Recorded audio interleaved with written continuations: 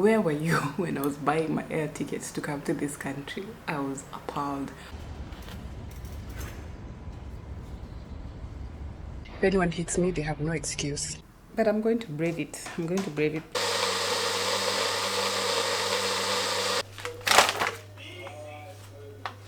These are the leaders.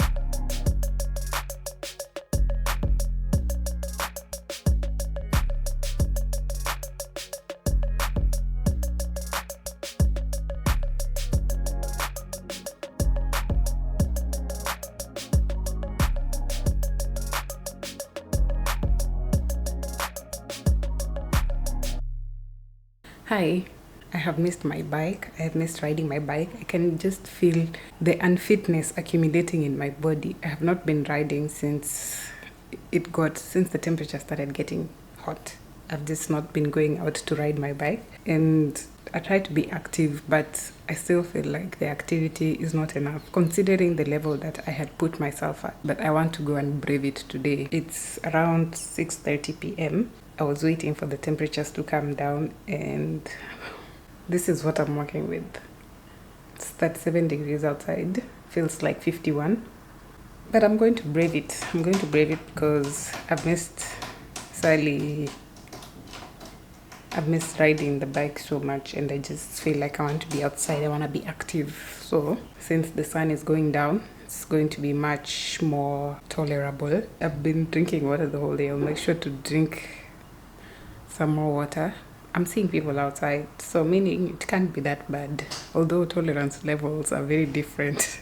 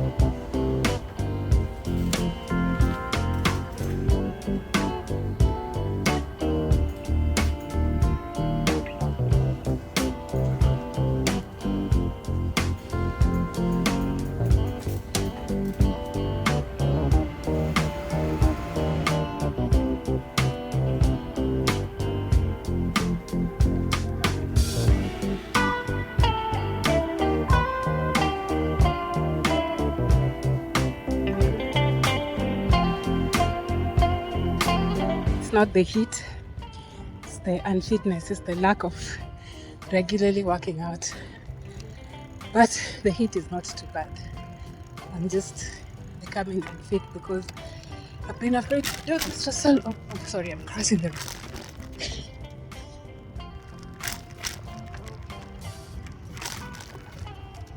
Yeah, it's just because of taking so long without getting back to this, and now I'm paying for it. Oh my goodness. Okay, so this is how I ride my bike at night because I don't want to die. I don't want anyone to hit me. I don't want to hit anyone. I want everybody to be able to see me. And on top of that, my helmet also has a light at the back. And I wear a reflective jacket. So if anyone hits me, they have no excuse. Let me just say, it wasn't as bad as I thought it was going to be. The heat is bearable, but there are some cool parts, especially when it's when I was passing near the dam in our area. It's a bit of an open part, so the breeze is cool. But when you're cycling near buildings, that's when you feel the heat. But I will sleep well today, knowing that I was active. When I tell you, I've been feeling just my muscles withering from not cycling. But now that I've seen it's not too bad, I will try to get back to as consistent as I was before I started getting afraid of the summer heat. Yeah, it wasn't as bad as expected.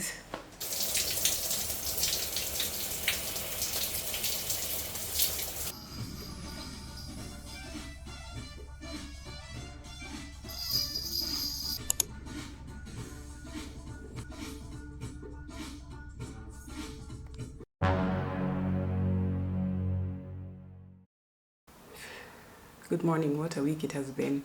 I have no clue even where to start. It has been a hell of a week for Kenyans. Everywhere in the world, I would assume. What do I even say? Like, it has stressed me out, and I'm not even in Kenya currently, but just from a distance, it was stressful. So I cannot believe how it has been for the people who are actually on the ground.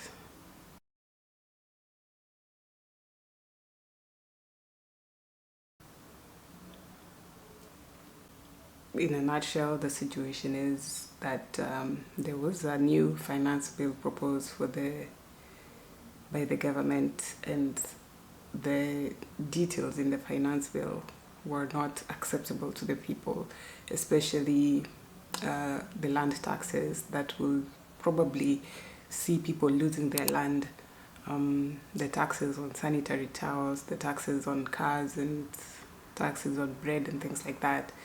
And last week was the first round of protests, and then the bill was amended, but the request of the people was to reject it completely because the amendment still left a lot of things unsettled. And then this week the protests have been horrible.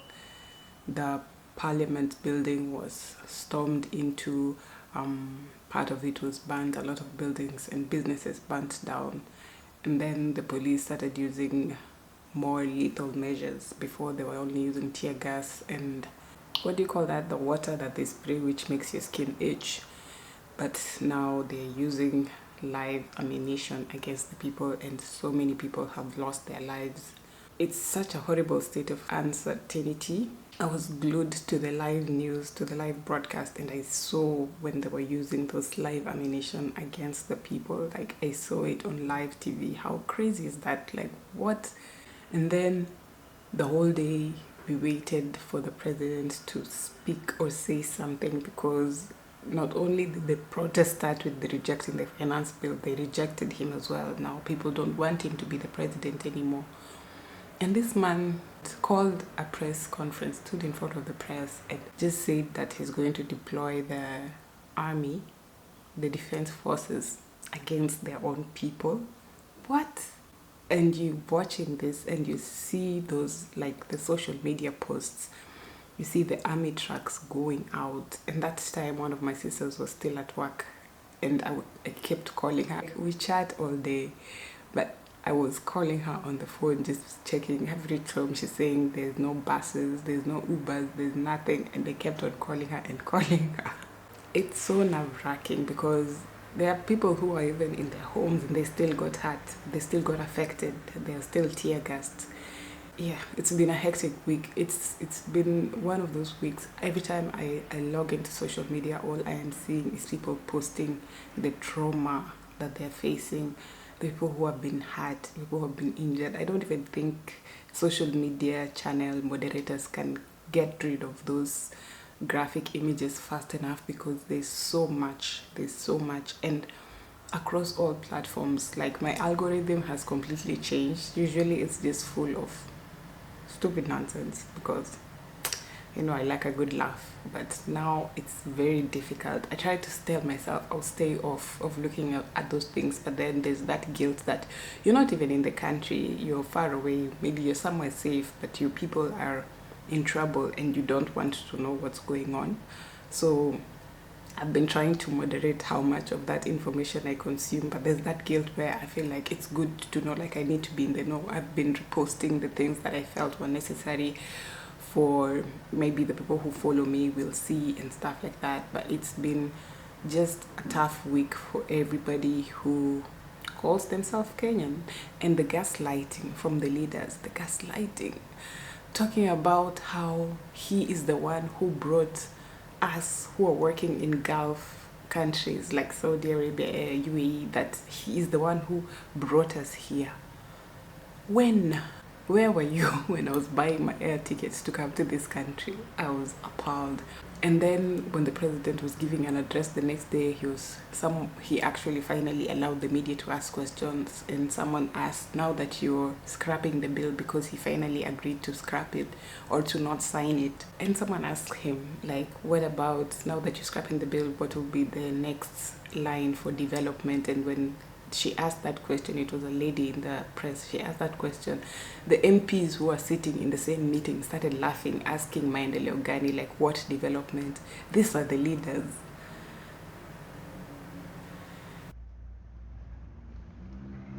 Where?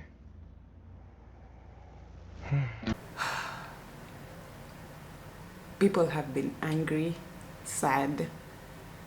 We're angry about all the bad leadership, angry about the misappropriation of public finances, angry about how the situation is being handled, angry about the comments that these leaders are making about the youth, talking about, oh, they're coming for demonstrations in Ubers. And so what? If they need a means of transport to come to the demonstration and they're going to eat KFC after, and so what? So should they not eat? Like what has that got to do with anything? And then now we're just in a state of limbo. The tension, I can feel the tension all the way from here based on the information that I'm seeing online, because now everybody is confused. What do we do next? Even the people who are the most vocal in encouraging people to go for the protest, you can just see like the social media people who are very vocal in encouraging people, their voice is not united anymore in terms of what to do next, because they still want to protest, they still want the current leader out of office, but there's also the concern that if you go out to protest, they will finish you off. People don't want to lose their lives, so that is a concern as well. So the whole week I've not been so keen about creating content because all of these things are running through my mind, and that feeling of helplessness or that feeling of guilt that you're away from everything that is happening, like it's just a weird feeling, hard to explain. And this is your country. Like, I still love Kenya regardless of the fact that I left to find a life somewhere else. Still consider it my home. I still want to go back and buy that land that they want to tax. I still want to build a house there. I still want to expose my children to beautiful country, but it's just the people who are leading it are so horrible. That is one of the major reasons why the content this week has just not been flowing. You can't just be posting about the happy life and this and that when your own people are dying. You cannot. It just feels wrong. I'm still trying to figure out what is the next step in terms of what can I do from here. Of course, I'm concerned about my family's safety. It's been a lot. Condolences to those families who have lost someone in this time. I cannot imagine. I saw a picture on X of someone who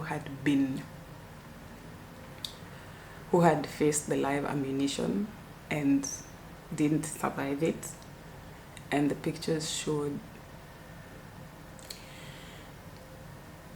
if you haven't seen, let me not ruin your day, but I cannot imagine having to pick up the pieces of your child from the street, because a lot of the protesters were young people, and with such harsh response to protesting, you have to pick them up in pieces, not even as a whole, from the streets, just because they're fighting for their rights. It's terrible.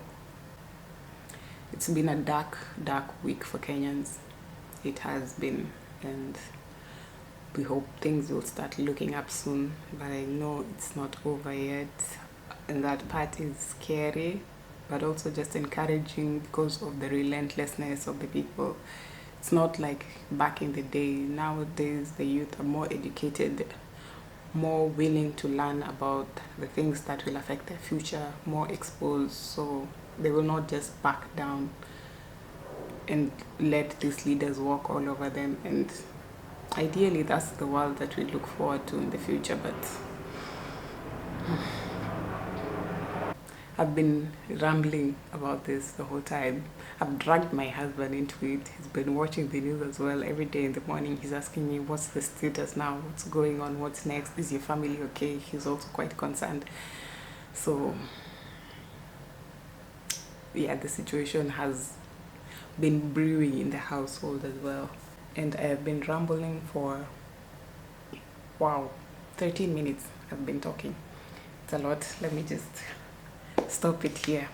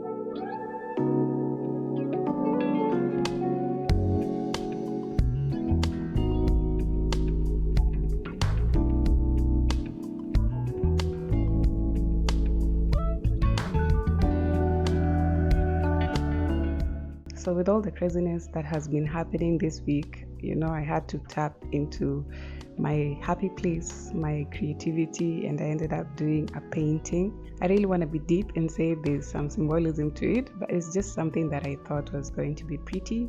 So, I started off by mixing the colors that I want. Until now, I'm still struggling with color mixing. Whatever I have in my head, the colors that I want, it never translates well on paper, but we move. At the end of the day, I make it work. So I will leave you with this painting, and next week I hope things will be looking better for Kenya.